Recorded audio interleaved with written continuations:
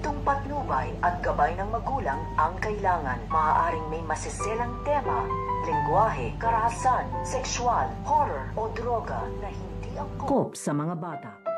Ang pagbabalik nito nga ni Annalyn dito nga sa Epic Hospital dahil tuluyan na nga dito nagpaalam ito nga si Annalyn dito nga sa Epic Hospital upang magbalik na nga ito dito nga sa Epic Hospital at sa kanyang pagbabalik ay bibigyan nga siya dito ng pa-welcome ng kanyang mga dating kaibigan at ito na nga rin namumuno dito nga sa ospital at sasalubungin na nga rin siya dito nito nga ni Zoe na kanyang kapatid. So ito naman si Zoe ay tuwang-tuwa nga dito dahil sa wakas nga daw ay nagbalik na nga ito nga daw si Annalyn at magkakaroon na nga daw siya dito ng kakampi dahil wala nga daw siya ditong kakampi at palagi pa nga daw siya ditong pinag-iinitan ito nga daw ni Justin at ngayon nga ay meron na nga siyang makakasama at meron na nga daw siyang magiging kakampi kaya nagkayakapan pa nga dito itong magkapatid na ito nga si Zoe at ito nga si Annalyn sa pakakaabangan nga natin dito